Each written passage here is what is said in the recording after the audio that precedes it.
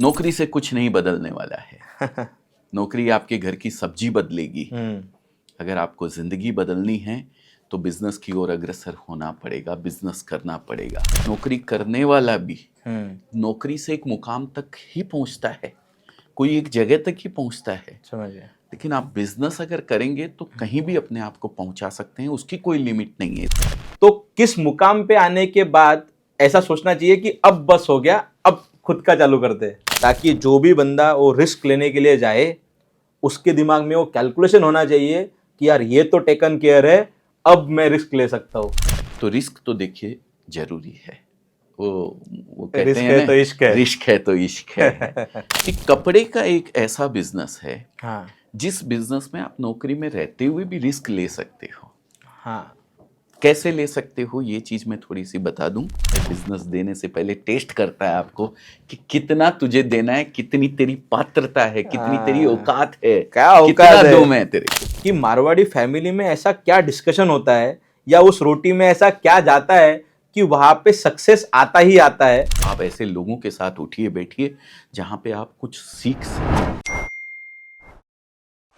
आप सभी का धंधे की बात में बहुत बहुत नमस्कार, बहुत बहुत स्वागत है। और आज आपके सामने आ रहे हैं बहुत ही जबरदस्त एक व्यक्तिमत्व।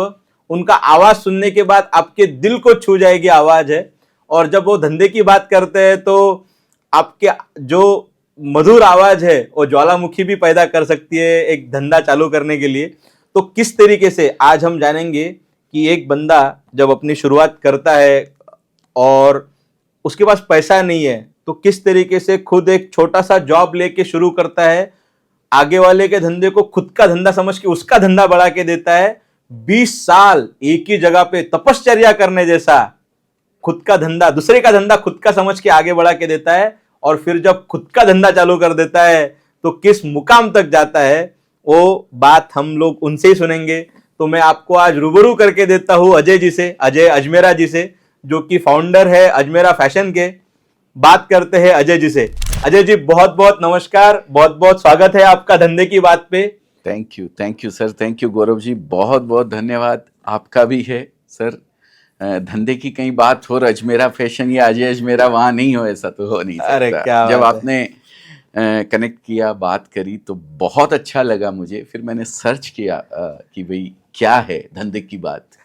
तो बहुत अच्छा लगा कि नहीं, लोगों तक एक ऐसा मैसेज आप पहुंचा रहे हैं जिससे लोग अपने आप को बिजनेस से जोड़ सके।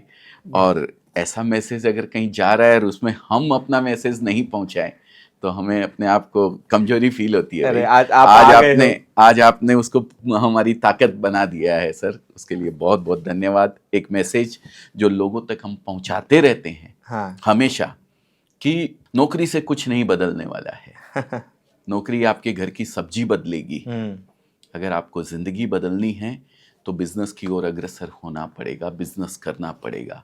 ये मैसेज आपने अपने पॉडकास्ट के थ्रू हमें पहुंचाने का मौका दिया है, उसके लिए मैं तहे दिल से शुक्रिया अदा करता हूं। आपका स्वागत है अजय जी। Thank you. तो आप तो आज अजय अजमेरा हो, अजमेरा फैशन के फाउंडर हो, बहुत अपने अच्छे मुकाम पे चले गए हो। लेकिन मुझे वो कहानी समझनी है कि जब आप अजय नहीं थे, एक एक छोटा सा बच्चा जब कुछ ख्वाब लेके सूरत पहुंचता है तो क्या दिन थे और किस तरीके से आपने ये चुना कि चलो मुझे कपड़े के धंधे में जाना है, या फिर वो फ्लुक फ्लुक से हो गया था, उसकी कहानी मुझे थोड़ा सा बता दीजिए।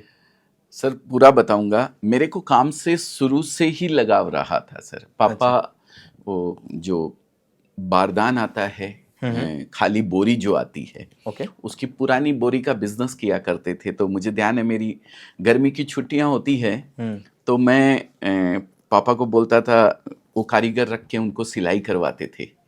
प्याज उसके अंदर भरे जाते थे, वो पूरा ताका आता था बड़ा, तो काट के 2.5 मीटर या 2 मीटर देते थे कि इसको सिलो। एक को सिलने का 10 पैसा या 15 पैसा कुछ दिया करते थे उस समय। बढ़िया। तो मेरी गर्मियों की छुट्टियों के अंदर मैं अपनी पॉकेट मनी उससे बनाया करता था कि पापा मैं भी सिल दूंगा, क्या मुझे बात दो। क्या बात तो पापा हिम्मत बढ़ाते थे कि ठीक है बेटा करो, कोई बात नहीं है, अच्छा काम है। और खेती करते थे। खेती करने वाले इंसान के अंदर तो जुनून और हिम्मत, और ये तो देखिए एक किसान के बच्चे के अंदर जो है ना बहुत ज़बरदस्त रहता है, तो वो पापा में भी था। पापा खेती भी किया करते थे, आज भी करते हैं, और वो मेरे अंदर भी आया सर। क्या बात है। सिक्कर छोटी सी जगह है राजस्थान के अंदर, ओके। वहाँ पे मैंने पढ़ाई अपनी कंप्लीट नहीं बोलूँगा, पहले मैं बोला करता था कि मैंने 11th पास किया है, लेकिन जब से ये 12th फेल हिट हो गई है पिक्चर, तो मैंने बोलना शुरू कर दिया कि मैं 12th फेल हूँ। सही है, सही और है। वाकई 12th फेल हो गया, क्योंकि कुछ इशू आ गया था तबीयत का।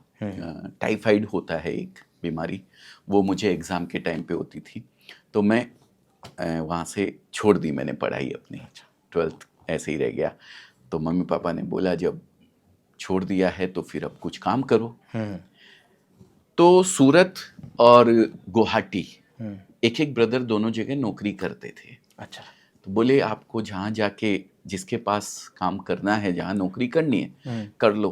गुवाहाटी से हालांकि मुझे बहुत ज़्यादा प्रेम था, वहाँ वाले भैया को बहुत अच्छा से सब कुछ मिलता था, बहुत बढ़िया वो मिलता था, लेकिन मैं गुवाहाटी चूज़ नहीं किया, मैंने चूज़ किया सूरत। अच्छा। क्यों चूज़ किया उसके पीछे थोड़ी सी स्टोरी है, शेयर करना चाहूँगा। फिल्मों से बहुत बड़ा लगाव था सर। अच्छा। हाँ, एक ऐसा पर्दा, चकाचौंध का पर्दा जो है ना फिल्मों का मेरे ऊपर सवार था। तो ये सोचा कि सूरत तो चलते हैं, सूरत से फिर 3 घंटे की दूरी मुंबई की है, मुंबई भी पहुंच जाएंगे। ये अपॉर्चुनिटी लेते हैं। फिर मुंबई आया, सूरत आया, और सूरत आके ऐसा सूरत की उस पावन धरा ने मुझे जकड़ लिया। वो अंगद का पाँव जैसे धरती के ऊपर टिकता है ना, वैसा टिका वहाँ पे सर। क्या बात है। 20 साल एक ही फर्म के अंदर नौकरी करी मैंने। टेक्सटाइल की लीडिंग कंपनी थी वहाँ पे। उसको शुरुआत चालू हम लोगों ने मिलके किया था, मैं और मेरे बॉस ने। अच्छा। वहाँ से उसको एक मुकाम के ऊपर लेके गए हम लोग, और 2011 में मैंने छोड़ के अजमेरा फैशन की शुरुआत करी सर।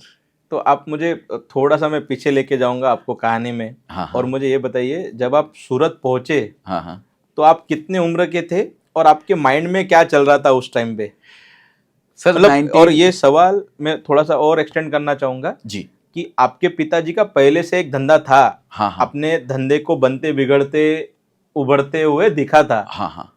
तो आपने ये नहीं सोचा कि मैं अपने पिताजी के ही धंधे को आगे बढ़ाऊं? क्योंकि बिल्कुल ऐसा होता है सर। वो धंधे की बहुत लिमिटेशंस थी। पहली चीज़ तो वो छोटा धंधा था। अच्छा। दूसरी चीज़, जब मैं वो कंप्लीट 11वीं मेरी हुई थी 1992 में। ओके। 12वीं के लिए मैंने एग्ज़ाम दे दिया था, लेकिन वो क्लियर नहीं हो पाया। उस समय वो धंधा पूरा बंद हो चुका था, पूरा फ्लॉप हो चुका था सर। अच्छा। सिर्फ खेती बच गई थी। ओके। तभी बड़े भैया दोनों निकले वहाँ से। हाँ।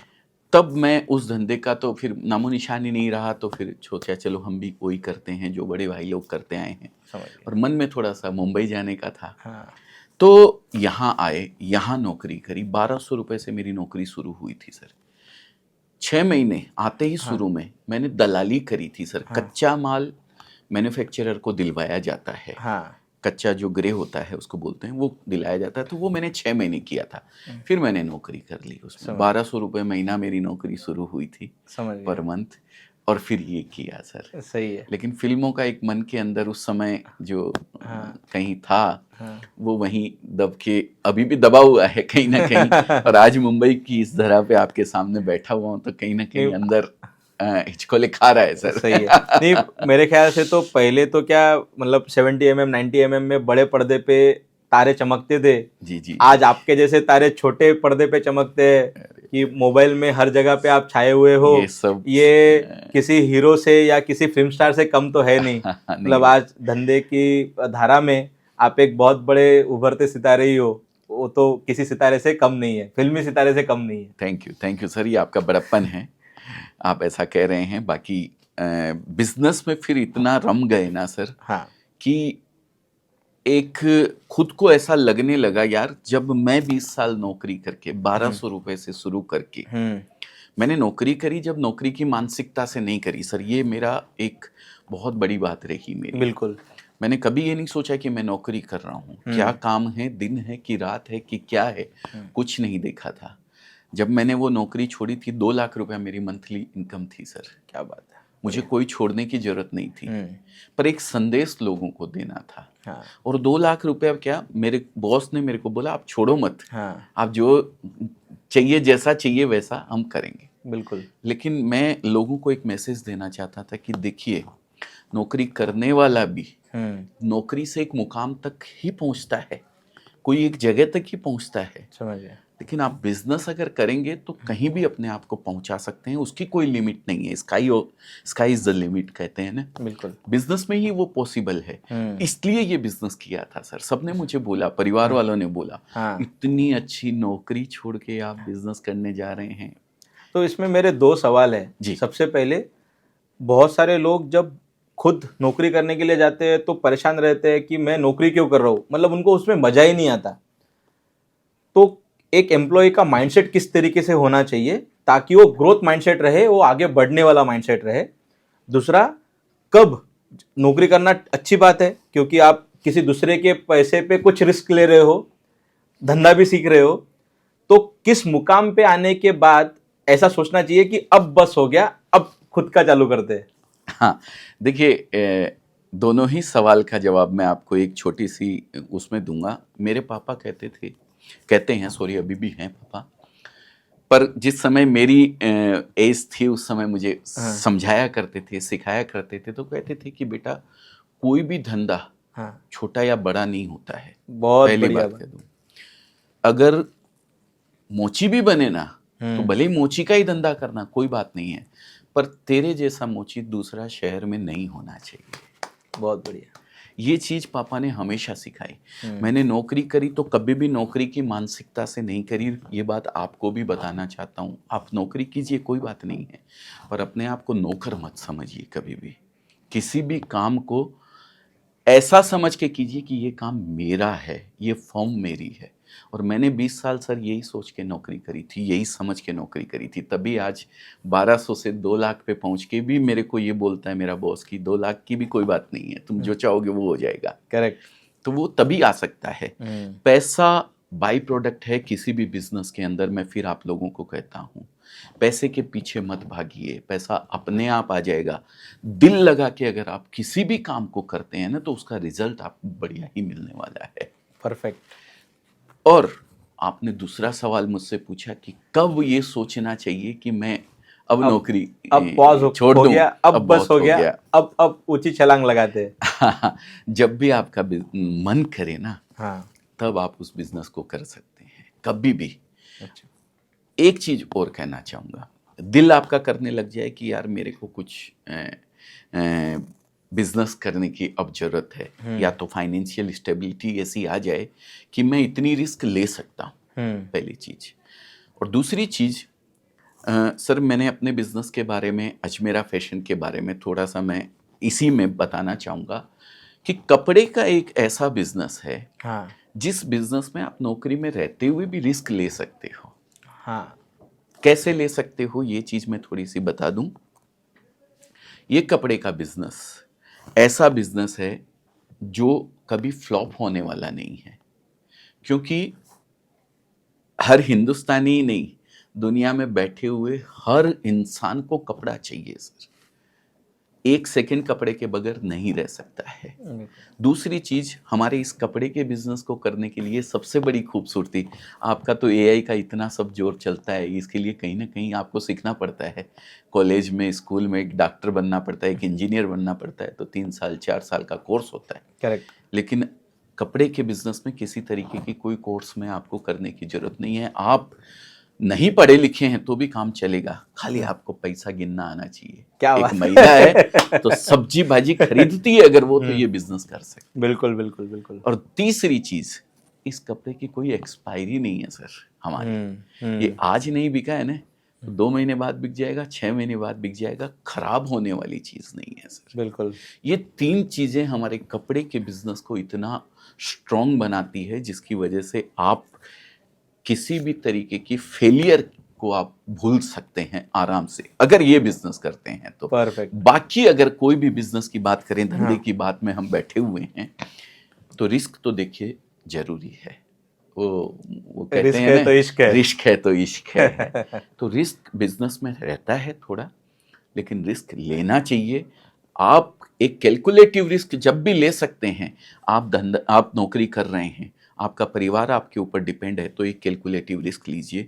और आपने फाइनेंशियल अपना इतना स्ट्रॉन्ग आपने अपने आप को बना लिया, इतना स्टेबल बना लिया है कि मैं अब बिजनेस भी करूं तो कोई दिक्कत नहीं है। 6 महीने, साल भर, 1 साल नहीं भी कमाऊंगा, मेरा घर चलता रहेगा। तो रिस्क ले लीजिए, बिल्कुल घबराने की जरूरत नहीं है। परफेक्ट। मेरा सवाल यही था। हाँ हाँ। आप आंखें बंद करके एक बार 2011-2012 में चले जाइए, और उस टाइम पे आपने क्या सोचा था कि, क्योंकि उस टाइम पे आप टेंडर एज मतलब कुछ 40-45 साल के हुए रहेंगे, 40 साल के हुए रहेंगे, 40 साल 40 साल, बच्चे भी बड़े हो रहे हैं, जी।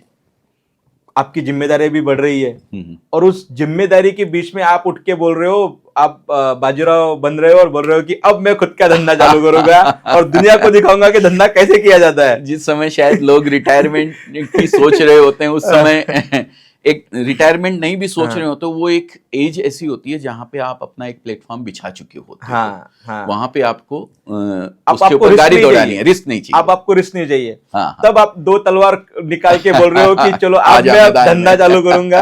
तो उस टाइम पे आपने बोला कैलकुलेटेड रिस्क, और कैलकुलेटेड रिस्क में मैं हमेशा मानता हूं कि एक फॉलबैक ऑप्शन होता है। तुम्हारे पास ABCD, तुम प्लान तैयार होना चाहिए। प्लान रेडी होना चाहिए ना। हाँ। धंधा मतलब ऐसा नहीं है कि चलो अब आके मैं 56 इनका छीना और चलो मारो मेरे को, मैं मर जाऊंगा, शहीद हो जाऊंगा तो बड़ा आदमी बन जाऊंगा। हाँ। धंधे का नियम है रोज जाना, हाँ। लंबे समय तक जाना, तभी जाके धंधा बनता है। बिल्कुल। तो आपने वो कैलकुलेटेड रिस्क कैसे लिया, वो हमारे दर्शकों को बताइए, ताकि जो भी बंदा वो रिस्क लेने के लिए जाए, उसके दिमाग में वो कैलकुलेशन होना चाहिए कि यार ये तो टेकन केयर है, अब मैं रिस्क ले सकता हूँ।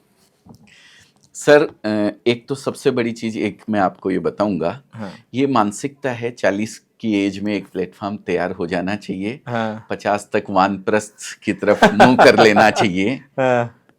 As is a just number, मेरा ये मानना है। बिल्कुल बिल्कुल। और मेरा ये मानना है, मैं ज्ञानवत्सल जी महाराज हैं, आप जानते होंगे। ज्ञानवत्सल जी BAPS के बहुत बड़े एक गुरु हैं। ज्ञानवत्सल जी, आप कभी सुनते हैं तो सुनिएगा, आप भी, आपसे भी निवेदन है। वो कहते हैं जब तक आप दौड़ सकते हो ना, तब तक दौड़ो। दौड़ नहीं सकते हो तो चलो। बिल्कुल। और चल नहीं सकते हो तो आप रेंगो। और रेंग भी अगर नहीं सकते हो तो आप स्क्रॉल करो, पलटी मार मार के पहुंचो, पर चलना रुकना नहीं है। क्या बात मेरा ये सिद्धांत है सर। मैं उनको शुरू से सुनता आया हूँ और फॉलो करता आया हूँ। और मैं आप लोगों के लिए भी कहता हूँ कि मनुष्य जीवन हमें मिला है ना, बहुत बड़ी ताकत दी है ईश्वर ने हमें, बहुत बड़ी ताकत। इतनी बड़ी ताकत कि आप और हम इसको पहचान भी नहीं सकते हैं। पहचानने वाले ने शायद 10% यूज किया है इसको। हमारे जो ये बिजली का आविष्कार किया, क्या नाम है, Thomas Alva Edison. Thomas Alva Edison. बिजली का नहीं, वो तो लाइट का किया था। लाइट का ही, हाँ, लाइट का आविष्कार किया थॉमस अल्वा एडिसन। उन्होंने शायद 8-10% इस मगज का इस्तेमाल किया था, तब वो इतना बड़ा काम कर गए, है ना।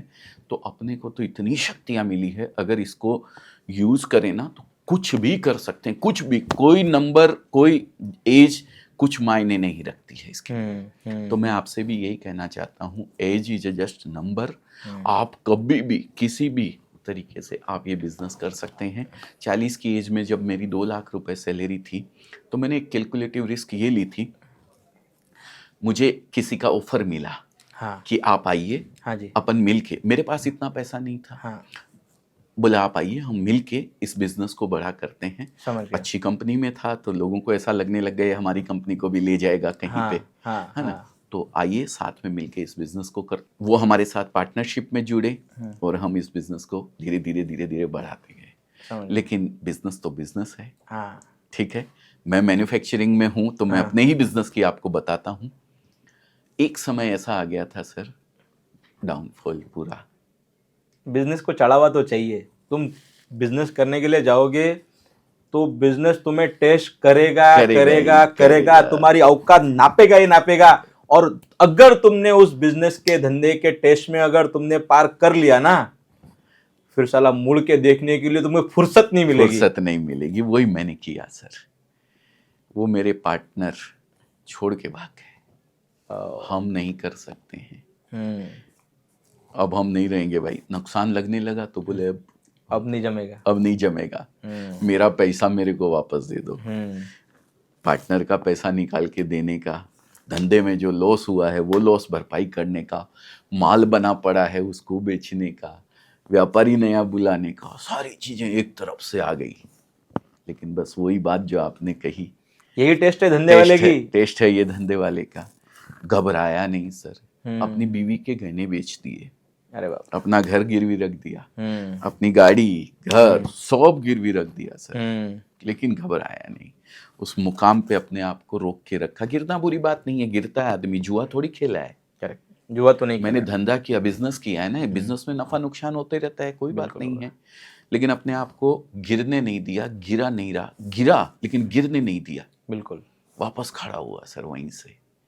और आज ईश्वर की दया से आज इस मुकाम के ऊपर हैं सर। जो तो ये हर बिजनेस की बात है, गांठ बांध लीजिए।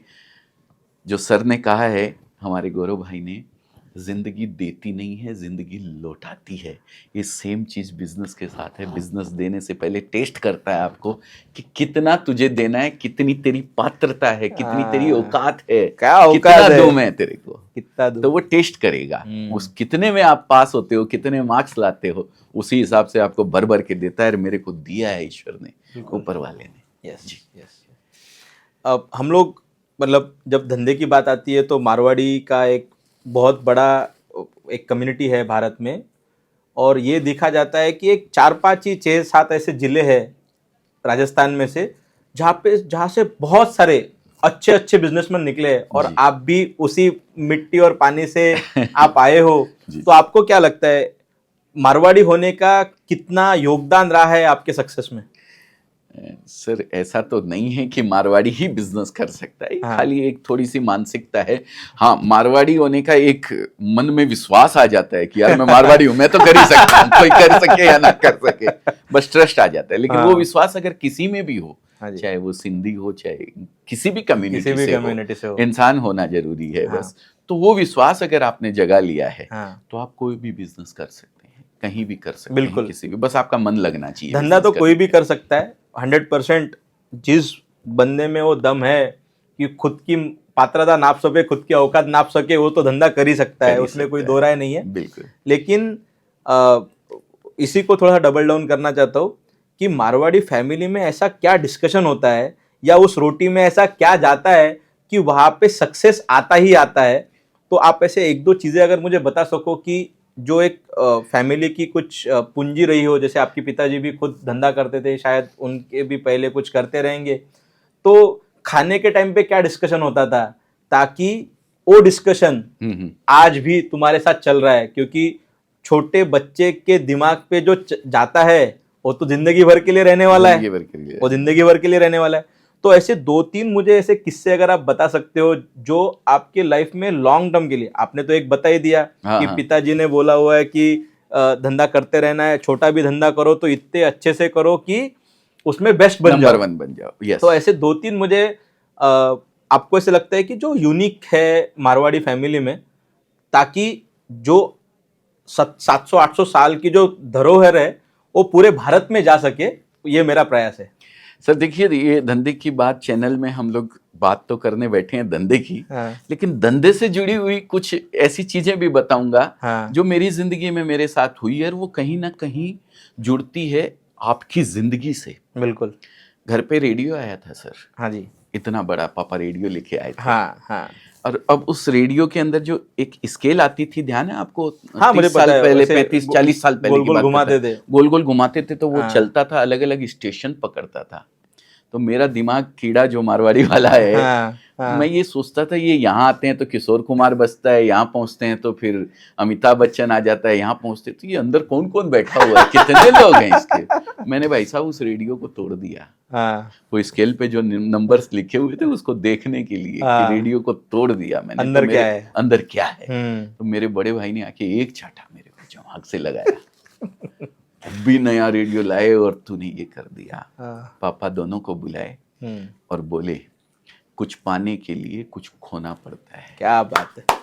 कभी भी यार, ये ध्यान तो यार रखना, बहुत बहुत ही बढ़िया सी ध्यान बात रखना। हो गई। पापा ने उस समय भी मुझे हिम्मत दी, डांटा नहीं एक बार भी। हाँ। और ये चीजें आपको जिंदगी में कभी भी, ये एक रेडियो का एग्जाम्पल था, हाँ। कभी भी कुछ खो गया है ना, तो आप ये समझ के रखिए कि ईश्वर आपके हाथ से कुछ ले रहा है ना, तो आप ये समझिए ईश्वर आपका हाथ खाली कर रहा है कुछ उससे बड़ा देने के लिए। क्या बात ये सोच आपको रखनी है। और ये सोच पे मेरे पापा ने मजबूर किया था। बोले बेटा कुछ पाने के लिए कुछ खोना पड़ेगा, कोई टेंशन नहीं है, तूने सीखा ना कि अंदर कोई नहीं है। बिल्कुल। मैंने वो सीखा। मारवाड़ी का बेटा, मारवाड़ी का फैमिली से जो आते हैं ना, हमारे घर में सर कभी भी बिजनेस की बात होती थी, गॉसिप नहीं होती थी। आज लोगों के घर में लड़ाइयाँ हो रही है, उसको देखने के लिए 1-1 घंटा बिगाड़ते हैं। अरे बाबा, बिग बॉस चलता है, जब तक उसमें लड़ाई नहीं हो तब तक तो मजा ही नहीं आता है देखने का। तो लोगों की लड़ाई देखने के लिए आप अपना समय बर्बाद कर रहे हैं, ये नहीं होना चाहिए। आप ऐसे लोगों के साथ उठिए बैठिए जहाँ पे आप कुछ सीख सकें, आपसे ऊपर के लेवल पे लोग। मेरे पापा मेरे से ऊपर के लेवल के थे, तो मैं उनके साथ बैठता था, बात करता था, बिजनेस की बात होती थी सर। कभी भी अभी ये नुकसान हुआ, ये नफा हुआ, आज ये इस तरीके के व्यापारी से डीलिंग हुई, ये हमेशा एक मारवाड़ी के घर की एक खास बात बताता हूँ, वो कभी भी गॉसिप पे नहीं जाते हैं, वो बात करते हैं धंधे की बात करते हैं, जैसे आज हम कर मार्केट रहे हैं। में क्या नया चल रहा है, मार्केट में क्या नया चल रहा है। बात जब भी शादी ब्याह में भी जाते हैं तो यही बात चलती है कि मार्केट में क्या नया चल रहा है, किधर इन्वेस्ट कर रहा है, कौन सा घोड़ा दौड़ रहा है, बता भाई बता। और ये क्या है, एक कम्युनिटी नॉलेज हो जाता है। और जब आप आगे बढ़ने वाले लोगों के साथ हमेशा उठते बैठते हो, तो ऐसा कहा जाता है कि जो 4 लोगों के साथ आप उठते बैठते हो, उसी का एवरेज आप 5वां बनते हो सर। और वही ये बात है कि आप बहुत धंधे वाले के साथ उठते बैठना चालू करोगे तो धंधे की बात करना चालू करोगे और धंधा आपको आगे लेके जाएगा। बिल्कुल। किसी एक मोटिवेशनल स्पीकर ने कहा है कि आप अपने 5 दोस्तों के नाम बता दीजिए, मैं आपका बैंक बैलेंस बता दूंगा। क्या बात है। तो कितनी बड़ी बात है सर। आप किसके साथ उठते बैठते हैं उसके ऊपर डिपेंड करता है आपका बैंक बैलेंस। आप कैसे लोगों के साथ रहते हैं, ये सत्संग क्या बोलते हैं, संगत का फर्क है। दूसरी चीज मारवाड़ी में एक और बताना चाहता हूँ कि बहाने मत बनाइए। जहां पैसा मिलता है ना बिजनेस में, कहाँ अपॉर्चुनिटी मिलती है। जैसे मुझे सूरत के लिए मेरे को प्रेरित किया मेरे पापा ने कि वहां बिजनेस है, गुवाहाटी के लिए बिजनेस अपॉर्चुनिटी दी, वहां चले जाओ। कोई जरूरी नहीं है अपनी धरती के ऊपर जहां आप पैदा हुए हो, कोई जरूरी नहीं है आपकी कर्म भूमि और जन्म भूमि एक हो, कोई जरूरी नहीं है। जहां आपको लगता है कि यहाँ मेरा धंधा, यहाँ मुझे मिलेगा, बिजनेस करने को मिलेगा, यहाँ अपॉर्चुनिटी है, वहां चले जाइए। ये मारवाड़ी के 2-3 पॉइंट ऐसे हैं सर जो उसको आगे बढ़ने में रोकते हैं। बहुत बढ़िया से कहा गया है, जहां ना जाए बैलगाड़ी वहां पहुंचे मारवाड़ी। तो बिल्कुल ये मारवाड़ी की खास बात है, वो वहां पहुंच जाते हैं। आज किसी भी जगह कोई भी, आप जो गुजरात में देख लीजिए, आसाम में देख लीजिए, कोई सिटी ऐसी नहीं है जहाँ पे मारवाड़ी बिजनेस करते हुए नहीं मिलेगा। इसलिए मुझे फक्र है मारवाड़ी होने पे। मैं जात पात में किसी चीज में विश्वास नहीं करता हूँ, पर लेकिन एक कॉन्फिडेंस अगर मुझे मिलता है किसी भी चीज से, तो कोई दिक्कत नहीं है मुझे अपने आप को मारवाड़ी कहने। देखिए क्या है सर, जब हम लोग मारवाड़ी की बात कर रहे हैं ना, तो इसका मतलब ये नहीं है कि हम लोग बाकी लोगों को कम दिखा रहे हैं। नहीं, मैं भारतीय हूँ इसका मतलब ये नहीं है कि पूरी दुनिया के लोग पागल है। मैं भारतीय होने पे गर्व महसूस करता हूँ, मैं मारवाड़ी होने पे गर्व महसूस करता हूँ। बाकियों के लिए भी उतना ही रिस्पेक्ट है। मेरे सारे कस्टमर मेरे भगवान जैसे ही है, लेकिन हर किसी से कुछ अच्छा सीखने की चीज होती है। हमने वो अच्छा लेना चाहिए, ना कि बाकियों को गाली देनी चाहिए कि तूने ऐसा कैसे बोल दिया। हर किसी से कुछ ना कुछ अच्छा निकलता है। कभी बात निकलेगी तो बाकियों की भी बारे में बात करेंगे। मेरे टीचर सर बचपन में हमें सिखाते थे कि हमेशा जिंदगी में, जीवन में आपके साथ 2 टीचर चलेंगे। एक आपको ये सिखाएगा कि जीवन में क्या करना है, और दूसरा ये सिखाएगा कि जीवन में आपको किससे बच के रहना है, क्या नहीं करना है। बहुत बढ़िया। ये भी एक बहुत बड़ी चीज है। हमेशा आपके जीवन में, आप मारवाड़ी हैं, आप हिंदू हैं, आप मुस्लिम हैं, आप सिख हैं, ईसाई, कोई फर्क नहीं पड़ता है। आपका कॉन्फिडेंस, मैं मारवाड़ी हूं तो मेरे को एक्स्ट्रा दिमाग के अंदर वो भरी है, ऐसा कुछ नहीं है। आपके अंदर वो सारी चीजें मौजूद हैं जो एक मारवाड़ी में या एक सिंधी में, सिंधी भी बिजनेस में बहुत आगे रहते हैं। मारवाड़ी, गुजराती, वो सब चीजें आपके पास है। एक जुनून और एक जज्बे की जरूरत है, आपके अंदर वो होना चाहिए। बिल्कुल बिल्कुल। मैं सभी लोगों से एक रिक्वेस्ट करना चाहता हूँ, जैसे अजय जी ने कहा कि जब हम लोग खाना खाने के लिए बैठते हैं, खाना खाने का टाइम मतलब आपके फैमिली के लिए बेस्ट टाइम है। उस खाना खाने के टाइम पे आप क्या चर्चा कर रहे हो, यही आपके आने वाली पीढ़ी के लिए परवरिश है। आप जो बोलोगे वैसा ही उनके दिमाग में जाएगा। आप बिग बॉस देखोगे तो आपके बच्चे के दिमाग में बिग बॉस जाएगा। आप धंधे की बात करोगे, मार्केट में क्या नया चल रहा है, इनोवेशन क्या आ रहा है, एआई क्या आ रहा है, मार्केट में क्या चल रहा है, ये अगर आप बात करोगे तो आपके बच्चे के दिमाग में वही जाने वाला है। तो ये आपकी जिम्मेदारी है कि आप आपके फैमिली के डिनर टेबल पे क्या बात कर रहे हो। आप जो बात करोगे वही आपके फैमिली की परवरिश है। बिल्कुल सही बात है गौरव जी, लेकिन बिग बॉस वाले कहीं आके आपको ना ये ना, बोले अरे कि चले, मैं तो बोलता हूँ आ जाओ, सब लोग आ जाओ भाई, बैठा है बेटा है, आपका भाई, शेर- बैठा हुआ शेर है, बेटा जितने आने चाहिए ना उतने आ जाओ। आज मैं ठान के ही बैठा हुआ हूँ कि भारत में अगर भारत को आगे जाना है तो बिग बॉस जैसे प्लेटफॉर्म तो भैया भारत को आगे नहीं जाने वाले।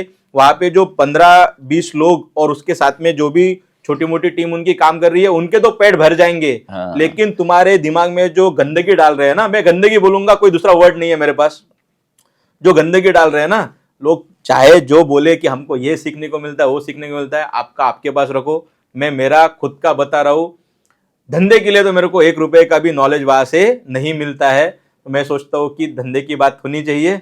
जहां पे भी धंधा दिखे, जहां पे भी अच्छे लोग मिले, अजय जी सर से अगर अच्छे लोग मिले, उनकी संगत लीजिए, उनके साथ उठना बैठना कीजिए, फिर देखिए आपके बैलेंस में, आपके बैंक बैलेंस में कितना फर्क पड़ता है। बिल्कुल बिल्कुल सर, मैं प्यार और प्रेम में बहुत विश्वास रखता हूँ। बिल्कुल। मैं किसी से भी झगड़ा करना मुझे पसंद नहीं है, और बिग बॉस के अंदर झगड़े के अलावा कोई कुछ- चीज नहीं कुछ चलती है। चीज चलती है। जिस दिन का वो सीरियल में झगड़ा बढ़िया हुआ होगा ना, उस दिन आप TRP उसकी चढ़ जाती TRP है। उसकी चढ़ जाती है। तो झगड़ा क्या दे सकता है। कल की बात है सर, मेरा एक दोस्त, मैं जिस बिल्डिंग में अभी मेरा आया है, उसने मुझे बोला कि यार आज तो तेरे वॉचमैन से झगड़ा हो गया।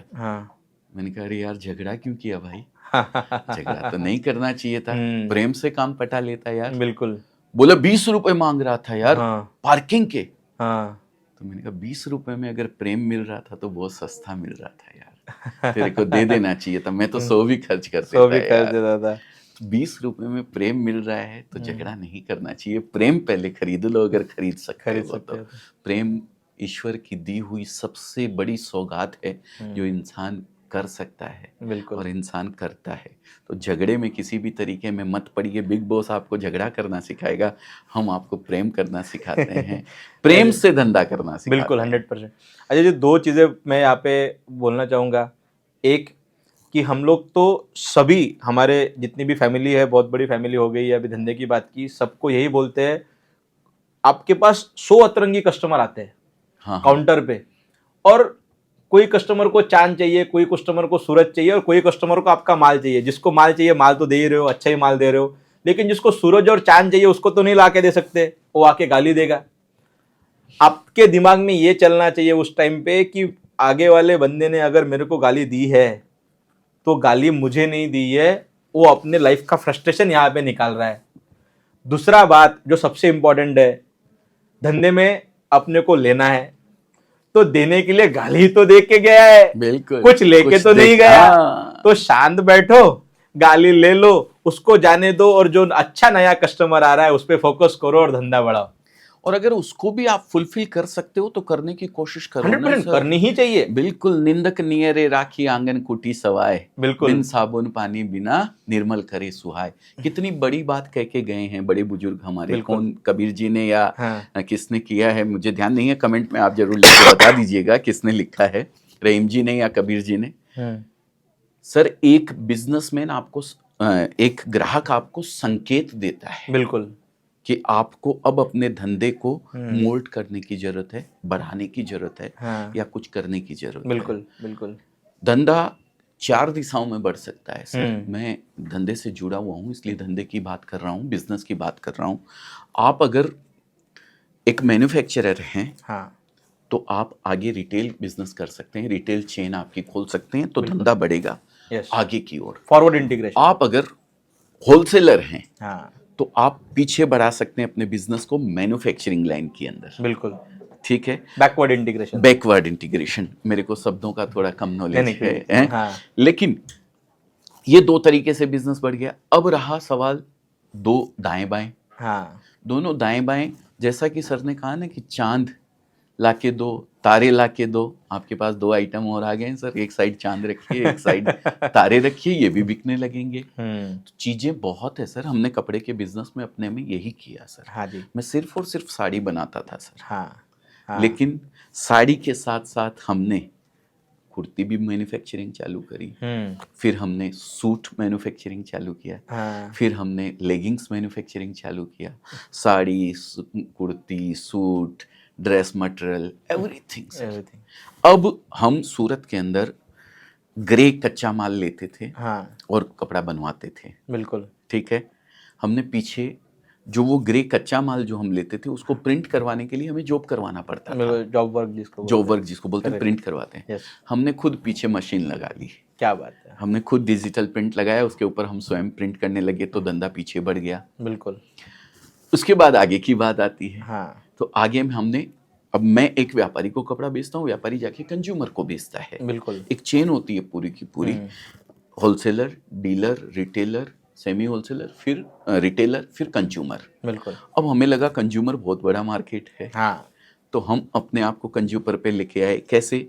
जहाँ मैन्युफैक्चरिंग करते हैं अजमेरा फैशन में, वो तो पॉसिबल नहीं है। हमने अजमेरा ट्रेंड्स के नाम से फ्रेंचाइजी आउटलेट्स देना स्टार्ट किया। बहुत बढ़िया। आज ऑल ओवर इंडिया के अंदर 115 फ्रेंचाइजी आउटलेट्स है जहाँ पे रिटेल कपड़ा बिकता है, सिंगल साड़ी। बहुत बढ़िया, बहुत बढ़िया, बहुत बढ़िया। तो ये हमने इस तरीके को, ये व्यापारी संकेत दे के गया हमें कि हम इस तरीके से अपने बिजनेस को आगे बढ़ा सकते हैं, और हमने बढ़ाया। आज बताते हुए अपने आप को गौरवान्वित महसूस करता हूँ सर। 1 लाख से ज्यादा wholesaler, semi wholesaler, dealer, retailer, महिलाएं और हमारे फ्रेंचाइजी होल्डर हमारे साथ जुड़े हुए हैं, जो हमसे कपड़ा ले जाके बेचते हैं और धंधा करते हैं, बिजनेस करते हैं। क्या बात है, बहुत बढ़िया। 1 लाख से ज्यादा। हाँ। और सर इससे भी बड़ी बात, मैं महिला सशक्तिकरण को बहुत वो देता हूँ। हमारे माननीय प्रधानमंत्री जी ने बहुत वो किया है इसके ऊपर। और मैं भी उसको वो करता हूँ कि भाई एक महिला अगर बिजनेस करे ना सर, आज ये पुरुष प्रधान देश है सर, अपना कंट्री जिसको बोलते हैं। एक छोटी से छोटी लिपस्टिक भी जब लानी होती है ना एक लेडीज को, तो उसको अपने हस्बैंड के या अपने पति या किसी के आगे हाथ फैलाने की जरूरत पड़ती है। सही बात है। तो मैंने कहा क्यों, अगर आप एक बिजनेस कर सकते हो तो क्यों आपको हाथ फैलाने की जरूरत है। आप बिजनेस नहीं भी कर रहे हो, कम से कम एक ऐसा, इतना अपने आप को स्टेबलाइज कर लो, इतना इस तरीके का बना लो कि ये छोटी मोटी जरूरतें जो है ये तो आप खुद पूरी कर सको। हमने ऑफर किया कि अगर कोई महिला 25,000 रुपए में भी बिजनेस स्टार्ट करना चाहती है, हाँ जी, तो अजमेरा फैशन से जुड़िए, हम आपको उसी प्राइस में कपड़ा देंगे जिस प्राइस में एक डीलर और होलसेलर को देते हैं। बढ़िया, बहुत बढ़िया, बहुत बढ़िया। सर 10,000 से ज्यादा महिलाएं हमारे साथ जुड़ी हुई है, जिन्होंने इस बिजनेस को हमारे साथ जुड़कर 25,000, 50,000 या लाख रुपए में घर से स्टार्ट किया था। क्या बात है। और उसमें से आज 200 प्लस लेडीज ऐसी होंगी जिन्होंने घर से तो स्टार्ट किया था, अच्छा, लेकिन आज एक बड़ी शॉप में कन्वर्ट कर दिया है अपने बिजनेस को, और मेन अर्निंग पर्सन घर की बनी हुई है। क्या बात है, ये तो बहुत बड़ी चीज है, बहुत बड़ी चीज है। और मेरा खुद का भी ये मानना है कि जब तक भारत में महिलाओं का कंट्रीब्यूशन नहीं आएगा, आज अगर मैं स्टैटिस्टिक्स देखूं तो 10%, 11% के आसपास ही महिलाओं का कंट्रीब्यूशन जीडीपी में आ रहा है, डायरेक्ट जीडीपी में आ रहा है। वही अगर हम लोग चाइना को देखें, बगल वाली कंट्री है, सिमिलर कंडीशंस थी 1980 में, 1990 में। आज जो मतलब $3 ट्रिलियन से आज जो $30 ट्रिलियन तक का सफर पूरा क्रॉस कर सके, और क्यों क्रॉस कर सके, क्योंकि उन्होंने कभी महिला और पुरुष में डिफरेंस नहीं किया। उन्होंने बोला जो काम पुरुष करेगा उतना ही सम्मान और उतनी ही काम लेडीज भी करेगी, महिलाएं भी करेगी, तब जाके पूरा का पूरा जो वर्कफोर्स है, आज हम लोग बोलते हैं कि हमारे पास यंग डिविडेंड है, यंग इंडिया है, पर उसमें से कितने लोग सच में काम कर रहे हैं वो बताओ ना भैया। सही बात है। आज अगर हम लोग ये बोलेंगे कि हमारे घर की महिलाएं काम नहीं करेंगी, वो खाली घर के ही काम करेंगी, मैं मतलब मेरी बीवी और मेरा डिस्कशन, मैं खुद ये बोलता हूँ कि अगर कोई महिला खुद का घर का काम कर रही है ना, उसने खुद का घर का काम नहीं करना चाहिए, उसने बोलना चाहिए मैं दूसरे के घर का काम जाके कर दूंगी, बिल्कुल, और मेरे घर का काम कोई दूसरा करे कोई चलेगा दूसरा मेरे करे, को। चलेगा। लेकिन जब तुम घर के बाहर जाते हो और अपने काम का कुछ मुआवजा लेते हो, जो पैसा हाथ में आता है ना वो तुम्हारा है, तुम्हारे सही और बात, तुम खुद को वैल्यू करना सीख रहे हो। नहीं तो घर चलाना अपने आप में बहुत बड़ा काम है, बहुत बड़ा काम बहुत है। बड़ा काम है। मैं इतने छोटे छोटे काम रहते हैं, मैं खुद हैरान हो जाता हूँ कि एक महिला सच में, मतलब मेरी माताजी या मेरी बीवी वाइफ या कोई किस तरीके से वो सब कुछ कर लेते हैं, हमें पता भी नहीं चलता है। हाँ, सही राइट, बात हम है। लोग तो क्या अपना दफ्तर में आते अपना अपना काम करते चले जाते, वो तो बहुत बड़ा काम कर रहे हैं। लेकिन जब तक उनके हाथ में पैसा नहीं आएगा ना, किसी भी तरीके से, आप जिस तरीके से आपने बहुत अच्छा काम किया है, आप महिलाओं को ये बोल रहे हो कि आप छोटा सा माल ले लो, कपड़े ले लो हमसे, थोड़ा सा पूंजी इन्वेस्ट करो और जी। वही अपने कम्युनिटी में बेचो। बिल्कुल, आपकी दो चीजें हो रही है, आपका सोशल स्टेटस बढ़ रहा है, सबसे बड़ी बात, सब सोशल स्टेटस बढ़ रहा है। आपने 10,000 20,000 रुपए, कोई बड़ी बात नहीं है, लेकिन सोशल स्टेटस किस तरीके से बढ़ रहा है कि मैं बाकियों से थोड़ा सा होशियार हूं, मुझे समझ है कि कहां से माल लाना है, किस तरीके से बेचना है, और उस माल को जो मैंने 100 रुपए का माल लाया उसको 200 रुपए में बेचने के लिए मेरा भी तो हुनर है, हाँ वो बिल्कुल, दिखाना पड़ेगा ना, वो दिखाना कि ये पड़ेगा। कपड़ा अच्छा है, कितना अच्छे से आप पे कितना अच्छा दिखेगा, आप किस तरीके से अपने कस्टमर को फील गुड करा के दे रहे हो। बिल्कुल, माल तो कहीं पे भी मिलेगा, रास्ते पे भी मिलेगा, मॉल में भी मिलेगा, शोरूम में भी मिलेगा, सब जगह मिलेगा। लेकिन तुम माल तभी बिकता है जब जब तुम उसको फील करा के देते हो। फील करा के देते, एकदम सही बात, फील एकदम करे सही बिना तो माल बिकेगा ही नहीं। बिल्कुल बिल्कुल सर, मैं हमारी माताओं बहनों की इज्जत करता हूँ, बहुत इज्जत करता हूँ। बहुत बड़ा काम आप करते हैं, जैसा कि सर ने कहा, एक दिन अगर हम लोग को घर संभालने को दे दिया जाए ना तो तो पता हमारे लगेगा तो जमीन खिसक जाएगी पांव Correct. तले से, नहीं कर पाएंगे। लेकिन फिर भी जब आप बिजनेस में आते हो ना, तो आप नए लोगों से मिलते हो। आज आप फील गुड नहीं करा पा रहे हो कस्टमर को, तो लेकिन अगर आप बिजनेस में आए हो तो आप कोशिश करोगे उस चीज को करने की कि मैं कैसे अपने इस प्रोडक्ट को बेचूं जिससे मेरे कस्टमर को फील गुड हो और मैं कुछ सीख सकूं। रोज नए लोगों से आप मिलते हो, नई नई चीजें सीखते हो, नए लोगों के पास जाते हो जहां से आपको अच्छा कपड़ा खरीदना है, करेक्ट, उनसे बार्गेन करते हो, सब चीज करते हो। ये चीजें आप जब धंधे में आओगे तो ही आप कर सकते हो। बिल्कुल।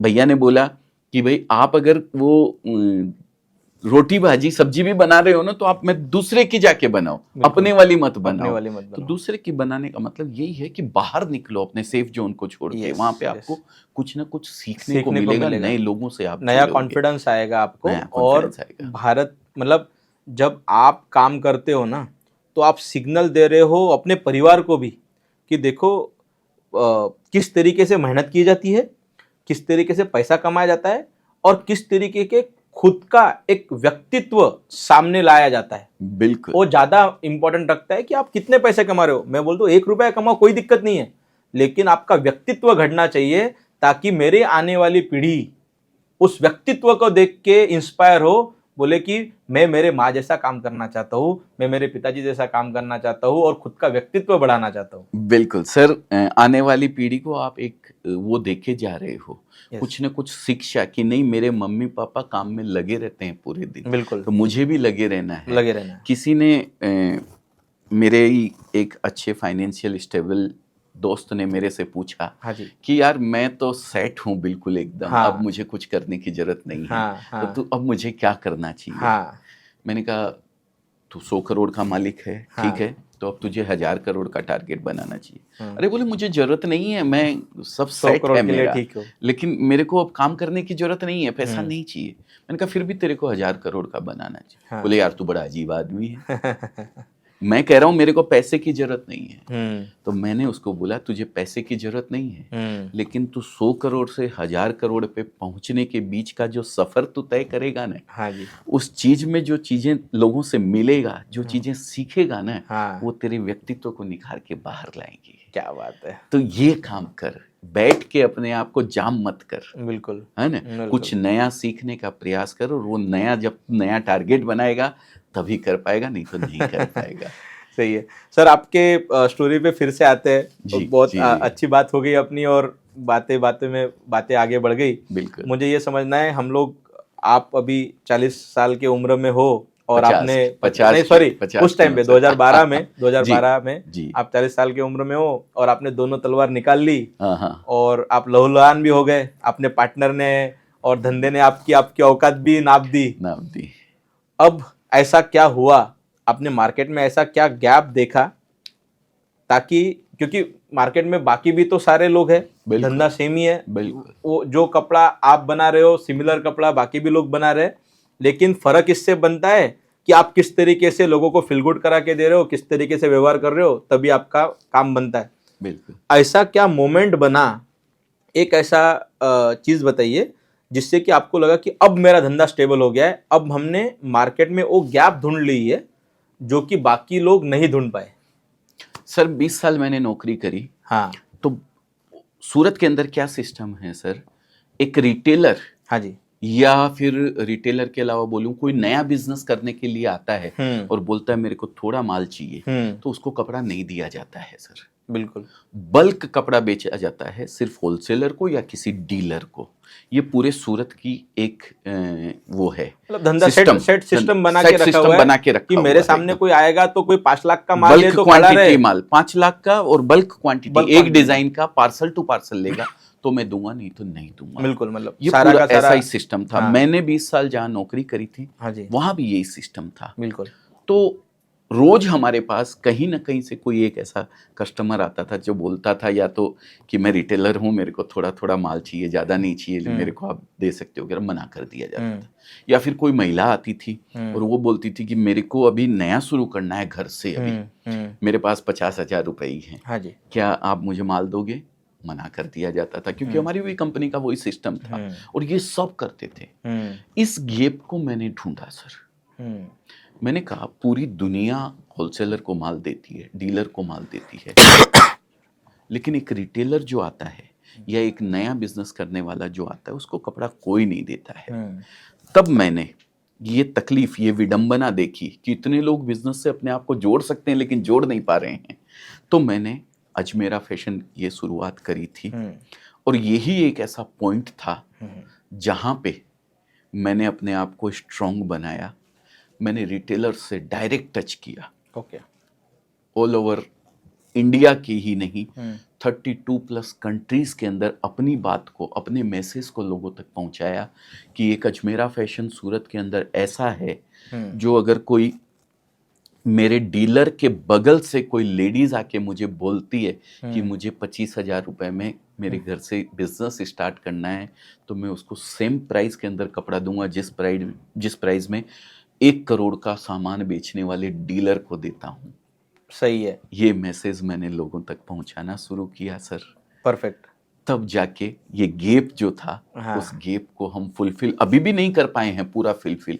अभी भी इतने लोग अपने आप को बिजनेस से जोड़ना चाहते हैं, बिजनेस करना चाहते हैं, तो ये गैप को हमने फुलफिल करने का प्रयास किया। तब ये काम सेट हुआ। जो लहूलुहान हो गया था ना उस पर मरहम पट्टी उससे लगी सर। लेकिन एक खुशी है मन के अंदर कि मैं 20 साल की नौकरी करके बिजनेस की ओर अग्रसर होके इस मुकाम पे पहुंच सकता हूं, तो कोई भी पहुंच सकता है। हो सकता है लहूलुहान हो बीच के अंदर, आप थोड़े, बिल्कुल, तलवार निकली है तो कहीं लग भी सकती है, लेकिन इतनी गारंटी देता हूं किसी भी बिजनेस को आपने 999 डेज 999 दिन अगर दे दिया ना तो 1000वां दिन आपका होगा। किसी भी बिजनेस के लिए ये कह रहा हूं मैं बात, लेकिन कपड़े के बिजनेस के लिए यही बात मैं कहता हूं कि अगर आप करना चाहते हैं, साइड वे में करना चाहते हैं, तो 6 महीने के अंदर गारंटी देता हूं आप अपनी नौकरी को छोड़ के इस बिजनेस में अगर नहीं आ जाओ जिसको आप साइड वे में कर रहे हो, अच्छा, तो मेरा नाम हटा देना अपनी स्क्रीन पर से। क्या बात है, क्या चैलेंज है कपड़े के बिजनेस का।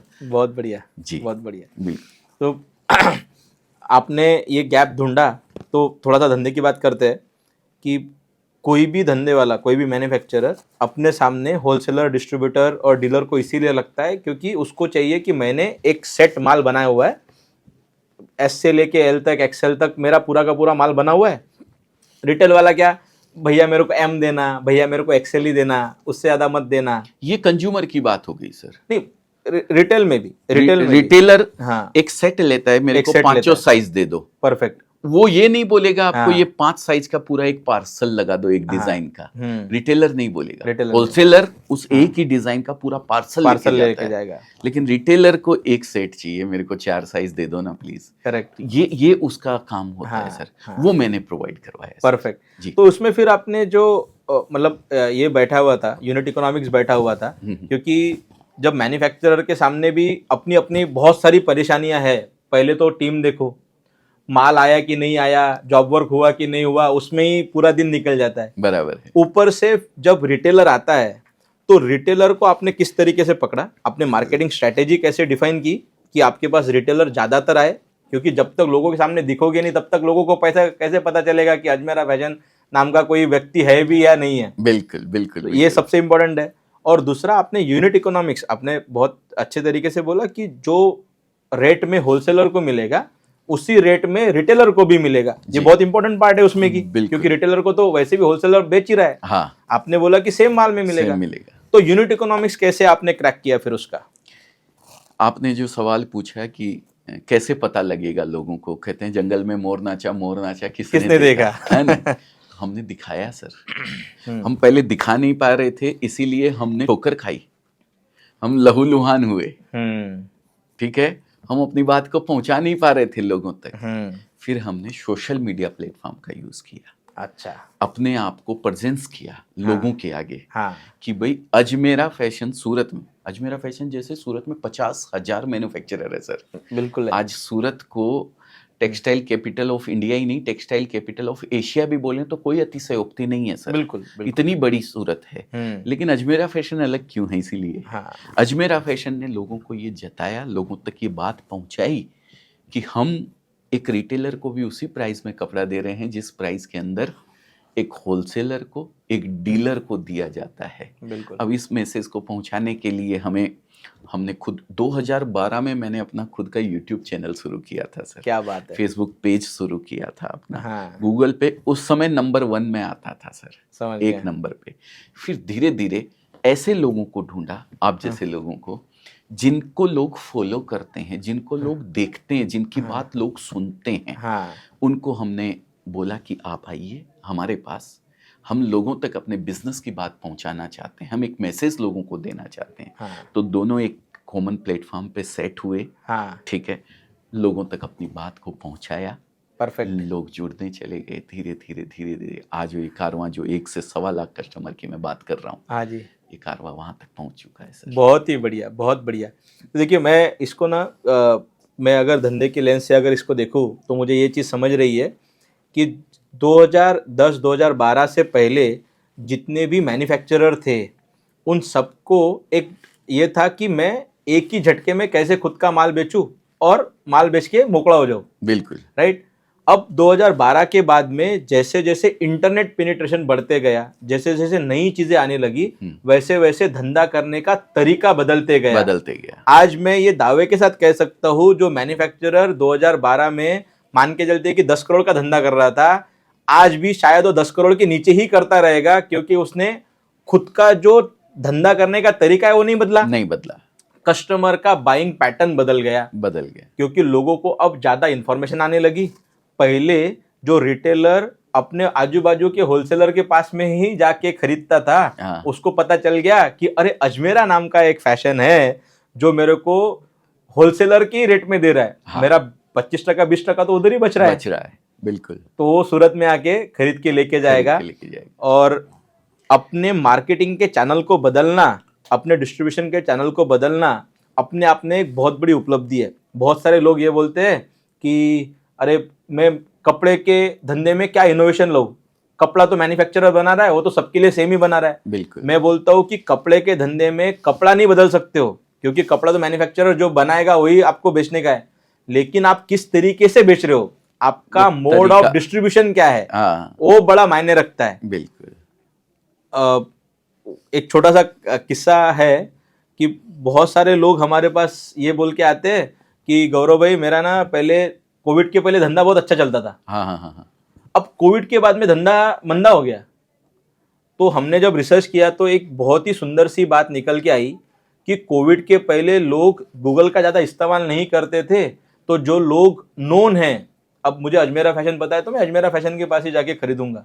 बिल्कुल पर कोविड ने लोगों को आदत डाल दी मोबाइल निकाल के गूगल करने की कि best clothing store near me, best restaurant near me. बिल्कुल उसमें क्या हो गया कि जो पहले मुझे अजमेरा फैशन ही पता था, अब 10 लोग पता चल गए। जो सबसे ऊपर दिखेगा उसी पे जाऊंगा, जिसके सबसे ज्यादा रिव्यूज दिखेंगे उसी के पास जाऊंगा, जो ब्रांड है उसी के पास जाऊंगा।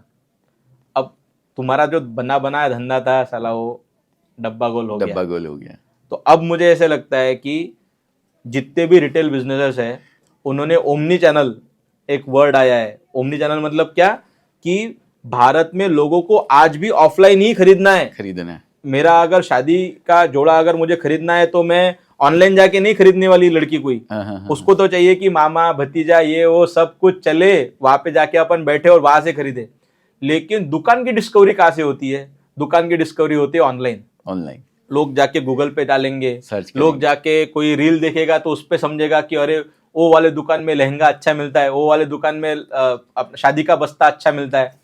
तो हर रिटेलर को अपना प्रेजेंस ऑनलाइन दिखाना पड़ेगा। बिल्कुल बिल्कुल। और मेरे ख्याल से आपसे अच्छा तो कोई दूसरा एग्जाम्पल ही नहीं है कि खुद के दुकान के लिए सबसे बेस्ट ब्रांड एम्बेसडर अगर कोई है तो वो तुम खुद ही हो। तुमसे अच्छा तो कोई दूसरा ब्रांड एम्बेसडर है ही नहीं। जैसे आप करते हो, आप खुद खड़े रहते हो और बोलते हो कि देखो हमने कितना अच्छा माल बनाया जी, होलसेल के रेट में रिटेलर को भी मिल रहा है। अब ये हो गया आपकी यूएसपी, आपने बेचा तो लोग लाना चालू हो गए और कारोबार बढ़ता गया और 1 लाख से भी ज्यादा कस्टमर बढ़ गए। बिल्कुल। मैं सभी दर्शकों से सर के माध्यम से ये बोलना चाहता हूँ कि आप खुद का ब्रांड बनाना चालू करो, खुद कैमरा के सामने आओ, जो भी आपका कैमरा रहे उसके सामने आओ, खुद कंटेंट बनाना चालू करो, खुद का प्रेजेंस बनाना चालू करो, गूगल पे रिव्यू लेना चालू करो। क्योंकि जब तक तुम ये नहीं करोगे तब तक तुम्हारे पास नया कस्टमर आना बहुत बहुत डिफिकल्ट हो जाएगा। जो आपने बात बताई ना कि मामा भांजा भतीजा और सब जाके परचेज करते हैं, ट्रेंड तो वही है आज भी, बिल्कुल है ना। लेकिन वो कहाँ जाके परचेज करें ये आप उनसे डिसाइड करवा सकते हो कि वो किस दुकान पे जाके बैठे। Absolutely. वो सर्च करता है मोबाइल में। क्योंकि कोविड में घर से बाहर निकलना बंद हो गया था। लोगों की आदत हो गई थी, मोबाइल लिया कॉल किया। और आज भी वो आदत बरकरार है सर, बाहर निकलना नहीं चाहता है। आज भी वो वैसे ही सर्च करता है कि भाई किस तरीके से। और सबसे बड़ी चीज, आपको एक सही और अच्छा दुकानदार, क्वालिटी देने वाला चूज करने में मदद करता है गूगल आपको। बिल्कुल बिल्कुल। हाँ ना, आप रिव्यू पढ़िए ना नीचे, बिल्कुल। कितने रिव्यू हैं, कितने लोग उस दुकानदार से जुड़े हुए हैं जिससे आप कपड़ा खरीदने के लिए जा रहे हो। परफेक्ट। और कितने लोगों ने उसके खिलाफ बोला है, कितने लोगों ने उसकी अच्छाई करी है, कितने, सब कुछ तो उस पे कोई रोक नहीं सकता। वो दुकानदार खुद नहीं कर सकता है वो चीज। बिल्कुल। उस पे तो वो कस्टमर का ही जोर चलेगा। यस। तो वो रिव्यू जब आप पढ़ते हैं तो आपको पता लगता है कि नहीं यार अच्छा है या बुरा है। 10 में से कोई एक टॉप चूज करके आप अपने मामा बाप चाचा भतीजा नाना नानी दूल्हा दुल्हन जो भी है उसके साथ जा करके बैठ के वहां से परचेज कर सकते हो। परफेक्ट है। ये आपको प्रेजेंस मिलती है गूगल पे। और उसके लिए तो हमारे गौरव जी मास्टर हैं। हम लोग तो ये ट्राई करते हैं कि मार्केट में जो भी अच्छी मार्केटिंग टेक्निक्स हो वो हम लोग हमारे रिटेलर भाइयों के साथ, मैन्युफैक्चरर भाइयों के साथ शेयर करते रहे, ताकि दुनिया बहुत फास्ट बदल रही है। बिल्कुल। और एआई ऐसी चीज आ गई है जो कि टाटा के हाथ में भी अभी आई है, आपके भी हाथ में अभी आई है। जैसे सर ने 2012 में यूट्यूब का सहारा लेके खुद को आगे बढ़ाया, आज एआई 2012 के समय का एआई आज आ गया है कि सबके पास है, लेकिन सबके पास अभी आया है। जो उसका सबसे अच्छे से यूज करेगा वो आगे दौड़ेगा, जो नहीं करेगा वो पीछे छूट जाएगा। सर बिजनेस पहाड़ पे चढ़ने, जो चोटी है ना, हाँ जी, उस पहाड़ पे चढ़ने के जैसा है सर बिजनेस। आप नीचे खड़े होके जो प्लानिंग करते हो ना, हाँ, वो प्लानिंग 10 किलोमीटर आप चलते हो तो आपको फिर चेंज करनी पड़ेगी। क्योंकि आपको पता नहीं है 10 किलोमीटर बाद रास्ता कैसे आने वाला है। पहुंचना उस चोटी पे है आपको, लेकिन हर 10 किलोमीटर पे आपको, या 5 किलोमीटर पे या 1 किलोमीटर पे, जैसे जैसे रास्ता चेंज होगा आपको प्लानिंग अपनी चेंज करते जाना पड़ेगा। परफेक्ट। वो चेंज नहीं करोगे तो फिसल के गिर जाओगे। क्या बात। आप वही रास्ते से चलते रहे, जैसे आप 5 किलोमीटर चले हो वैसे ही आगे भी चलना चाहोगे तो अभी तो चटीली जो चट्टाने थी, फिर थोड़ी मिट्टी आ गई, फिर थोड़ा कुछ आ गया, चट्टान पे आपको पांव जमा के चलने की जरूरत नहीं है, मिट्टी में वैसा चलोगे गिर पड़ोगे नीचे। बिल्कुल।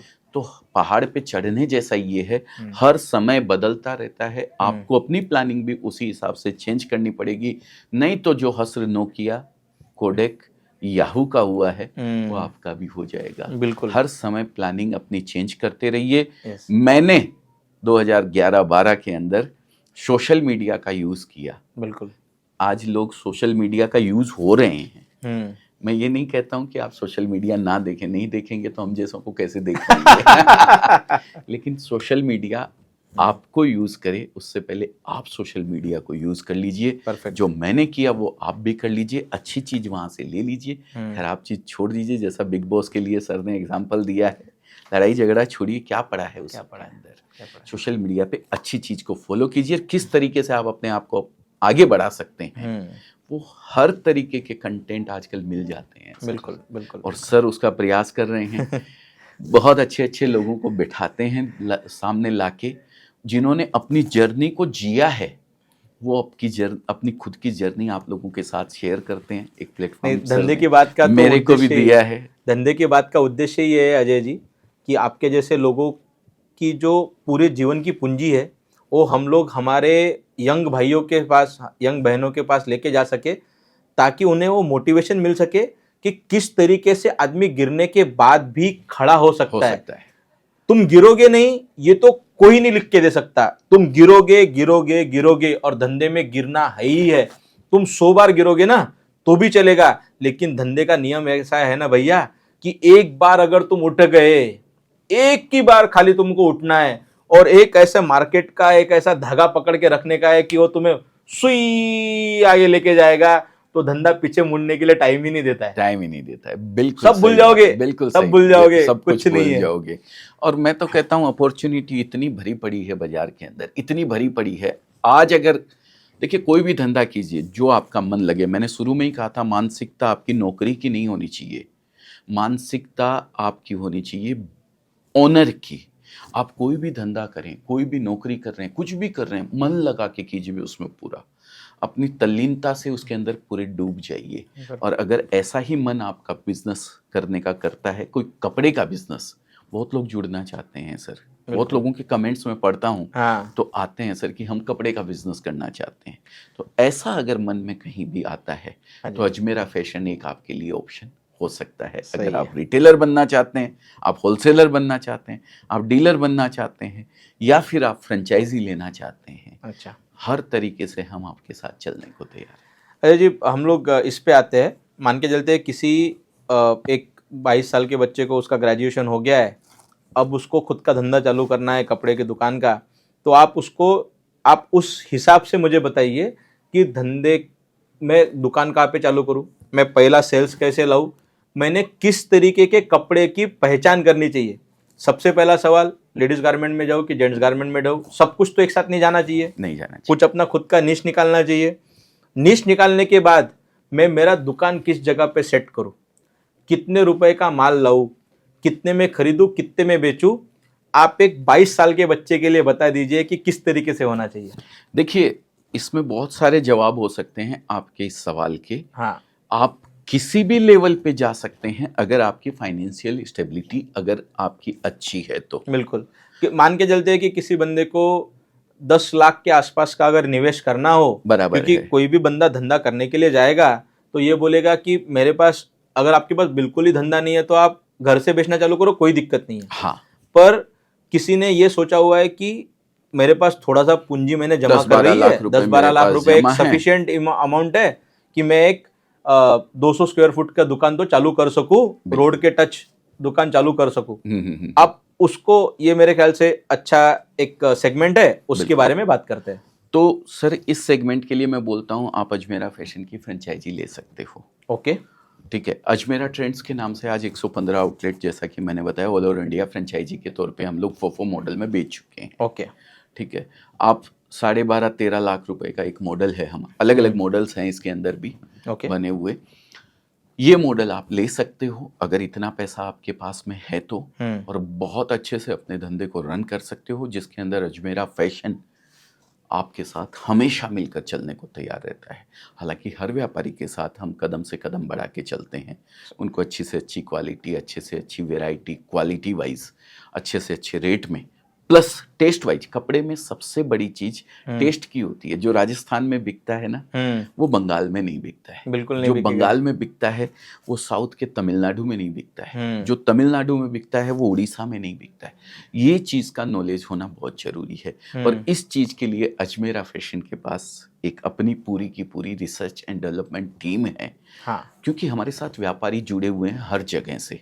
हमारा डेटाबेस हमें निकाल के देता है कि हैदराबाद से आया हुआ कस्टमर हाँ, आज तक सबसे ज्यादा डिमांड क्या किया है। बिल्कुल। तो मैं हैदराबाद वाले उस आए हुए कस्टमर के सामने वही 10 चीजें रखूंगा जो मेरा डेटाबेस मुझे देता है कि जो ये हैदराबाद में चीजें चलती है। हैदराबाद में सबसे ज्यादा बिकी है अपनी। उन 10 चीजों में से 3 चीज आपको निकाल के ले लेनी है, आपका काम सेट हो जाएगा। तो मैं आपको कुछ सवाल पूछते जाता हूँ, आप उसके जवाब देते जाइए। जी बिल्कुल। सबसे पहला मेरा तो मानना है कि लोकेशन इज द किंग। बिल्कुल। लोकेशन के सिवा तो धंधा भागना बहुत डिफिकल्ट है, या फिर आपको बहुत कुछ तिकड़म लगाना पड़ेगा। बिल्कुल।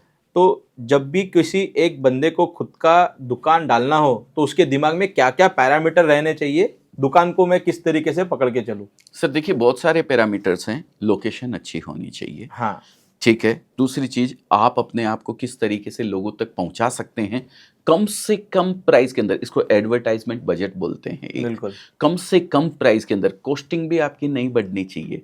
जैसे मैंने यूज किया सोशल मीडिया को, फ्री का प्लेटफॉर्म है सर, कोई पैसा नहीं देना है मेरे को। गौरव जी और अजय जी बैठ के अपनी बात को पहुंचा रहे हैं लोगों तक। न गौरव जी का पैसा लग रहा है, न मेरे को पैसा लग रहा है। मेरे को बिजनेस मिल रहा है, मैं लोगों को बिजनेस दे पा रहा हूँ, अपना मैसेज पहुंचा पा रहा हूँ। गौरव जी को यूट्यूब से या जो भी अपना एक प्लेटफॉर्म है जिस पे भी ये देंगे, वहां से पैसा मिल जाएगा।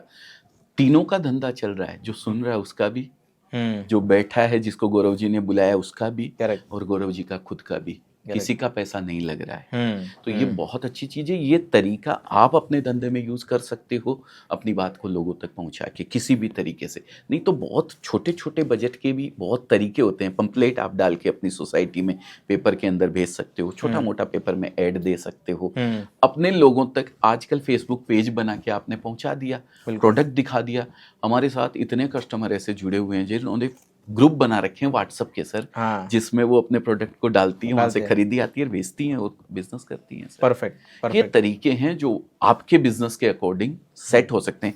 ये मैं कपड़े के बिजनेस के बता रहा हूँ। हाँ, हम लोग कपड़े के बिजनेस के बारे में से, मतलब आज का पॉडकास्ट तो कपड़े के लिए बना हुआ है कि कपड़े की दुकान। जैसे पहला तो पार्ट आता है कि हम लोग दुकान कैसे सेट करें। दूसरा, अगर हमने कुछ निश पकड़ लिया, जो कि कोई भी निश हो सकता है कि आप मेंस में जाओ, विमेंस में जाओ, अंडरगारमेंट्स में जाओ, अपना खुद का एक निश पकड़ लो, वहां पे चले जाओ।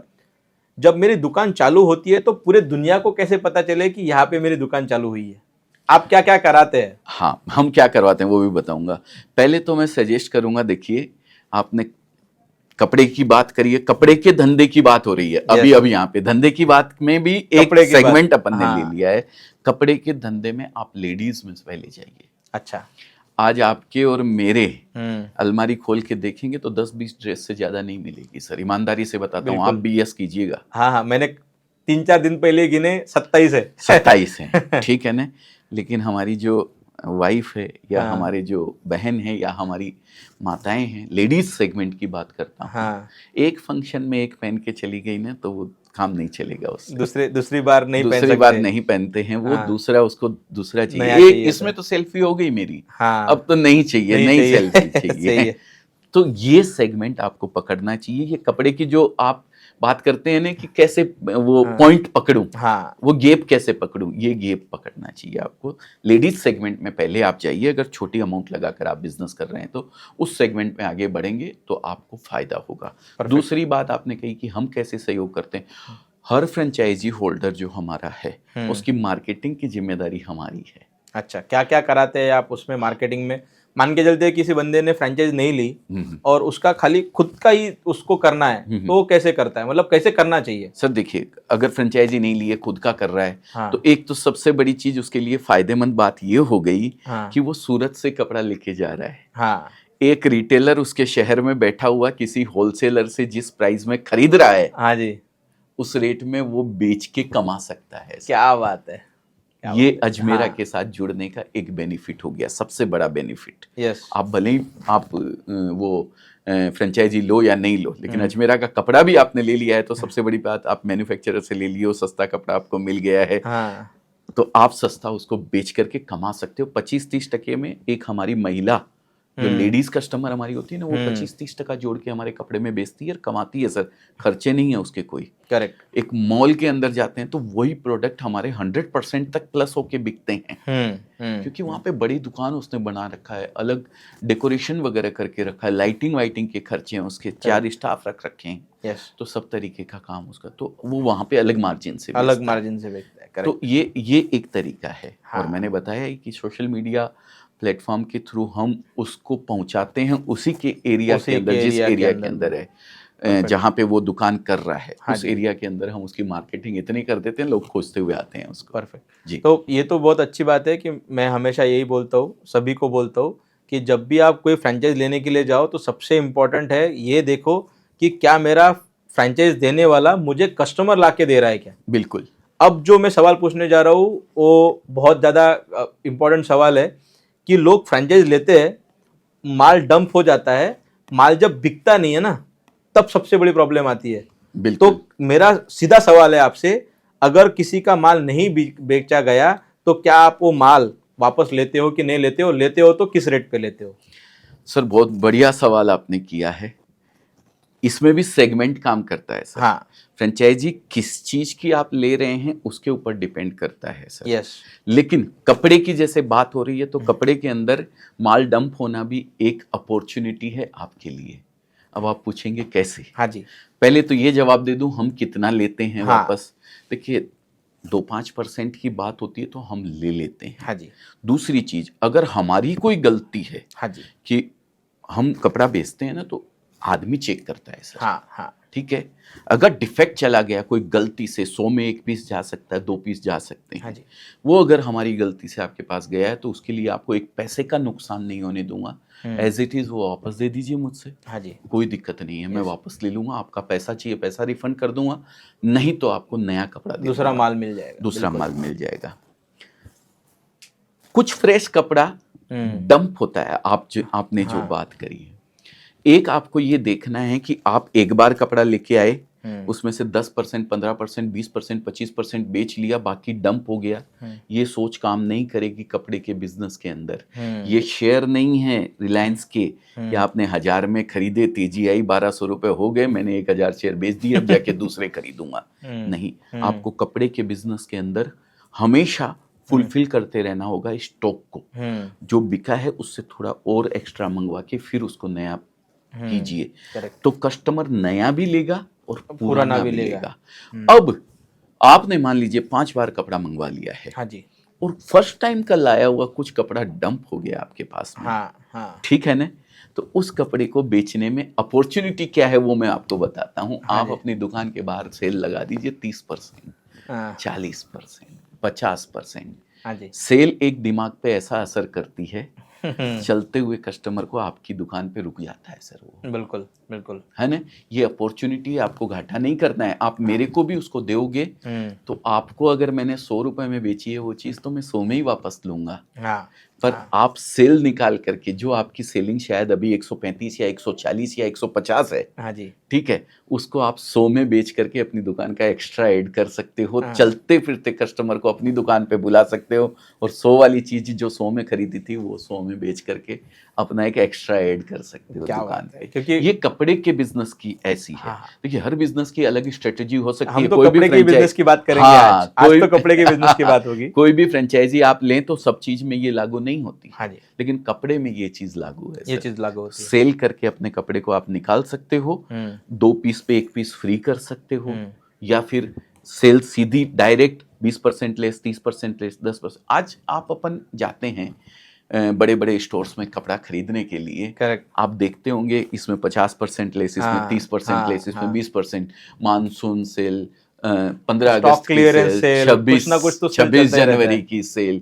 सर कोई घर से नहीं दे रहा, ये क्लियर कर दूं आपको। देना भी नहीं सबका चाहिए। डेड स्टॉक निकालने का तरीका तरीका है। होता है। वहीं पे एक रेक में ऐसा माल लगा हुआ रहता है जिसपे किसी तरीके की सेल नहीं होती है, फ्रेश माल होता है। बिल्कुल। तो दोनों चीजें सर, ये Yes. आप पर वो सेल का लगा के बाहर बड़े बड़े बोर्ड लगा देते हैं हाँ, दुकान के बाहर, 30% से up to 50%, up to 60%। Footfall बढ़ाने का तरीका फुटफॉल है। बढ़ाने का तरीका है। तो डेड स्टॉक बुरा मत लगाइए, डेड स्टॉक होने का हाँ। अच्छी बात है। थोड़ा बहुत 10-5% बचा है तो आपको कुछ एक्स्ट्रा कस्टमर लाके देगा वो। बिल्कुल। ये स्ट्रेटेजी अपना लीजिए। सही है। मोदी जी कहते हैं आपदा में से अवसर। आप सही है, सही है। तो ये आपदा जो आई है आपके ऊपर, जो डेड स्टॉक हुआ है उसको भी अवसर में बदल के नए कस्टमर ले अजय जी, मैं और कुछ तीखे सवाल पूछना चाहूँगा। धंधा करते हैं हम लोग तो धंधे में रिस्क तो आता ही है। कोई भी फ्रेंचाइज भी लेगा, आपसे लेगा, किसी से भी लेगा, कुछ ना कुछ तो रिस्क आएगा ही। 100% किसी का नहीं चलेगा, एक हाथ कोई ना कुछ, क्योंकि पार्टनर्स में झगड़े हो गए, कुछ हो गया, फ्रेंचाइज बिखर सकती है।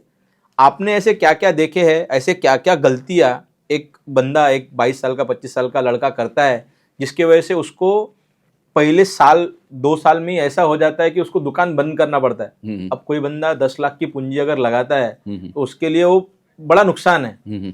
तो आप ऐसे क्या राय देना चाहते हो एक यंग लड़के को कि ये गलतियां अक्सर होने से धंधे में बहुत ज्यादा नुकसान हो जाता है, ये नुकसान मत होने दीजिए। सर पर्टिकुलर गलतियों पे डिपेंड करता है कि किस तरीके की ऐसे आपने गलतियां क्या आप करते पैटर्न हैं। देखा है कि यूजुअली ये गलतियां होती है, इसकी वजह से धंधा बिखर जाता है? कपड़े का धंधा की बात कपड़े के कर रहे धंधे हैं की आप। बात कर मैंने रहे हैं जो हम लोग। देखा है सर, सबसे बड़ी चीज एक तो होता है, जो रिटेलर होता है ना, हाँ वो अपने गांव को या अपना जो एरिया होता है उसको छोड़ के बाहर नहीं निकलना चाहता है सर। हाँ। महंगा कपड़ा खरीदता है, फिर बोलता है मेरे को मार्जिन नहीं मिला, मैं क्या करूं। वहीं बैठे किसी से खरीद लिया हाँ, और बोलता है मार्जिन नहीं मिला। बहुत सही, पहली चीज। बहुत सही। दूसरी चीज, वो अगर वहीं बैठे खरीद रहा है हम्म तो सर उसको नई चीज नहीं मिल पाती है। हम्म उसका जिस होलसेलर से वो कपड़ा खरीद रहा है ना, हम्म वो जितने दिन पहले कपड़ा लेके आया है, और वो सब कुछ तो लेके नहीं आ सकता सूरत से। वो जितना लेके आया है, जो उसको पसंद आया, जो उसका व्यापारी पसंद करता है, उतने में से ही उसको खरीदना है। नई नई चीज उसके सामने आ ही नहीं सकती है। ये ऐसे कुछ तकलीफें हैं जिनकी वजह से एक रिटेलर को चोट पहुंचती है। बिल्कुल। वो ये चीजों को समझ नहीं पाता कि मेरा कपड़ा मैं महंगा खरीदा हूं इसलिए महंगा बेच रहा हूं तो ग्राहक मेरे से नहीं ले रहा है, या मेरी दुकान जहां होनी चाहिए वहां नहीं है। क्या तकलीफ है। ये सारे पॉइंट सर ऐसे हैं जो मैंने 2-3 पॉइंट ऑब्जर्व किए, वो आपको बताए हैं। करेक्ट। लेकिन आप अपना फ्रेमवर्क करके ऐसे पॉइंट्स निकाल सकते हो कि भाई कपड़ा आपका बिकता रहे। पहली चीज जो मैंने सबसे बड़ी बताई, हाँ, आपको सही रेट में परचेज कपड़ा करना चाहिए। परफेक्ट है। और सही रेट में कपड़ा परचेज करने के लिए आप चाहे रिटेलर हो, चाहे होलसेलर हो, चाहे डीलर हो, चाहे फ्रेंचाइजी होल्डर हो, सूरत आपको आना पड़ेगा। और सूरत आएंगे तो कौन सही रेट में देगा ये आपने डिसाइड करना पड़ेगा। यूट्यूब पे वीडियो तो बहुत सारे, मैं यहाँ बैठ के बना रहा हूँ, बहुत सारे लोग बना रहे हैं, लेकिन आपको डिसाइड करना है। भगवान ने विवेक दी है, बुद्धि दी है उससे, कि कहाँ मैं जाऊँ जहाँ से मेरे को सही रेट में सही चीज सपोर्टिंग के साथ मिल सके। बिल्कुल, ये आपको डिसाइड करना है। परफेक्ट है। दूसरा, एक बहुत सारे लोगों के दिमाग में ऐसे चलते रहता है दिन भर कि ऑनलाइन में धंधा चल रहा है, मेरा फ्लिपकार्ट और अमेज़ॉन और मीशो और मिंत्रा, ये सारे लोग मेरा धंधा खा रहे हैं, इसीलिए मेरा धंधा नहीं चल रहा है। आप उन लोगों को क्या मैसेज देना चाहते हो? सर आज भी अगर ये बात करूं मैं ऑनलाइन और इंटरनेट यूज करने की, तो आप डेटा वाले मास्टर हैं आप तो आप बताइए कितने लोग यूज कर रहे हैं? ये तो सिंपल है कि भारत में जितना भी फैशन का माल बिक रहा है, हाँ, उसमें का मात्र 10% माल ऑनलाइन बिक रहा है, 90% माल तो दुकान में ही बिक रहा है। 90% का मार्केट अभी भी खाली पड़ा है। क्या सोच रहे हो यार? 90% मार्केट, 10% क्या कंपटीशन दे देगा आपको? सबसे बड़ी चीज, आप क्वालिटी पे मास्टरी कीजिए। देखिए सबसे बेस्ट पॉइंट मैं बताता हूँ कपड़े के धंधे का, क्वालिटी प्रोडक्ट लीजिए। हमारा आज सबसे बड़ा स्ट्रॉन्ग पॉइंट अगर हमारा कोई है तो सर क्वालिटी। मेरे नाम जो 32 साल में मैंने सीखा है और एक ब्रांड बिल्ड किया है ना सर, उसके पीछे कोई दाग लगे वैसा काम बिल्कुल बिल्कुल नहीं करते हैं करना सर। चाहिए। ऐसा क्वालिटी जिसकी वजह से मेरे इस ब्रांड पे कोई उंगली उठा दे, वो काम बिल्कुल नहीं करते हैं सर। तो ये चीज़ अगर आप करेंगे, क्वालिटी अगर रखेंगे, आपका कस्टमर आपसे ले जाके सेटिस्फाइड होगा ना, दोबारा वो आना ही आना है आपके पास, कोई नहीं रोक सकता। परफेक्ट।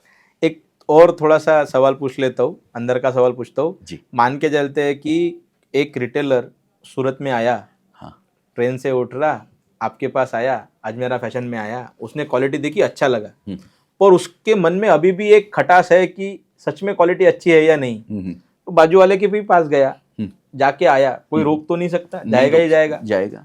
अब मुझे रिटेलर के लिए आप ये कुछ ऐसे टेस्ट बता दीजिए कि उससे ये पता चले कि यार सच में ये क्वालिटी अच्छी है। वो क्या क्या देखे उस कपड़े में हाँ कि उसको पता चले कि यार ये क्वालिटी अच्छी है। देखिए, कपड़ा 1 मिनट में आप नहीं पहचान सकते हैं। हाँ लेकिन कपड़े की एक और खूबसूरती है कपड़े के बिजनेस की, हाँ जी, कि 5 बार आपने अपने कस्टमर को अटेंड कर लिया है ना, हाँ सारी चीज की गिनती आपको समझ में आ जाएगी, कौन सी अच्छी है और कौन सी खराब है। कौन सी खराब है। हर चीज आपका कस्टमर आपको सिखा देगा। सर मैं सूरत छोड़ के बाहर बहुत कम निकलता हूँ, हमारी टीम घूमती है सब जगह, हाँ जी, हमारा कस्टमर आप हमको हर चीज बता के जाता है। हाँ जी, क्या बनाना चाहिए, क्या क्वालिटी मेरे एरिया के अंदर ज़्यादा बिक रही है, कैसा टेस्ट बनाना चाहिए, हाँ जी, हर चीज़ कस्टमर आपको हिंट देता है सर। हर तरीके से हिंट देता है आपको कि आप कैसा इस कपड़े के अंदर या अपने प्रोडक्ट के अंदर सुधार करें। ये मैं किसी भी बिजनेस की बात कर रहा हूँ, कपड़े की नहीं। हाँ जी, आपका कस्टमर जो भी है, चाहे वो होलसेलर है, चाहे रिटेलर है, चाहे डीलर है, चाहे कुछ भी है, आपका कस्टमर आपको हर चीज़ बताता है। परफेक्ट। आप नहीं समझ पाते हैं, वो कहीं ना कहीं गलती रह जाती है। उसको पकड़ने का प्रयास कीजिए। 1 मिनट में कपड़ा आप नहीं पहचान पाएंगे, हाँ तकलीफ आपको आएगी थोड़ी शायद, लेकिन आप अपनी बुद्धि से, अपने विवेक से ये तय कर सकते हैं कि मैं सूरत में पहली बार आया हूँ, नया हूँ, मेरे को कहाँ जाना चाहिए, कहाँ नहीं जाना चाहिए। वो वहाँ की परिस्थिति देख के आप 100% समझ जाएंगे कि नहीं यार सही जगह आया हूँ। परफेक्ट। एक वाइब्स बोलते हैं ना और सर, जब मैं यहाँ घुसा हाँ जी, तो एक वाइब्स मुझे अच्छी मिली। हाँ, मुझे लगा कि नहीं यार मैं एक सही जगह आया हूँ, अच्छी जगह आया हूँ। हाँ जी, तो ये काम करती है। और थोड़ा काम करता है वहाँ की एटमॉस्फेयर, वहाँ का जो उन्होंने माल लगा रखा है, वो मैन्युफैक्चरर भी है कि नहीं है या ऐसे ही किसी होलसेलर के यहाँ घुस गए हैं। हाँ, आप जो कपड़ा हाँ, लेके आपको टोपी पहना दे रहा पहना है, ये चीज को आपको बिल्कुल समझना है।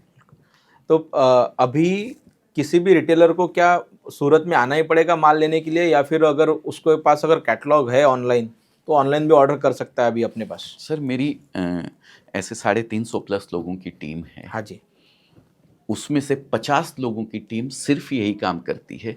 जो कस्टमर एक बार मेरे पास आके चला गया है, वो अगर दोबारा नहीं आ सकता है या किसी की बहुत मजबूरी है, हाँ, वो नहीं आ सकता है, तो वो ऑनलाइन प्रोडक्ट प्रोवाइड करती है, व्हाट्सएप के थ्रू प्रोडक्ट दिखाती है, ओके, ऑनलाइन PDF वगैरह सब भेजते हैं, उसमें से भी आप सेलेक्ट करके ले सकते हो। लेकिन फिर भी मैं एक बात जरूर कहूँगा, अगर नया बिजनेस करना चाह रहे हैं, आप पहले से जुड़े हुए नहीं हैं कपड़े के बिजनेस से, फर्स्ट टाइम करना चाह रहे हैं, तो एक बार सूरत जरूर जाइए। चाहे अजमेरा फैशन से कर रहे हो या किसी से भी आपका मन किया हो। आज शायद आप हमारा पॉडकास्ट देख रहे हैं, आपके मन में आ गई बिजनेस करने की, तो आप यूट्यूब पे और 10, 20, 50 देखेंगे आपको, समझ गया। जिससे भी आपका मन भरे, अच्छा लगे आपको कि मेरे को इससे करना है, तो फर्स्ट टाइम वहाँ जाइए, विजिट कीजिए, वहाँ देखिए, उसके बाद फिर आप मन बनाइए बिजनेस। बिल्कुल, ये तो बात बहुत 100% सही है।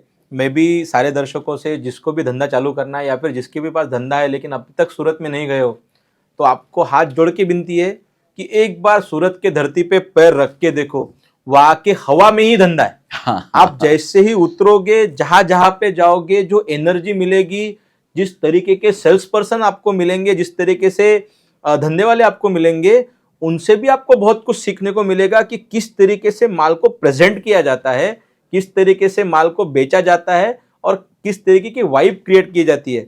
माल तो बेचने वाला हर कोई माल ही बेच रहा है, लेकिन माल वही बेच पाता है अच्छे से जो व्यवहार अच्छा रखता हो, जो वो फील करा के देता हो कि जहां से तुम माल ले रहे हो तुम 100% सेफ हो, यहाँ से माल लेके जाओगे तो अच्छे माल लेके जाओगे और क्वालिटी का माल लेके जाओगे। सर आपने सूरत की धरा की बात करी, वृंदावन आप जाते हैं तो वहाँ की मिट्टी उठा के आप खुशबू ले लीजिए। ले लीजिए, अरे आपको हरे कृष्ण, कृष्णा, राधा हरे और कृष्णा। सब की आएगी ना।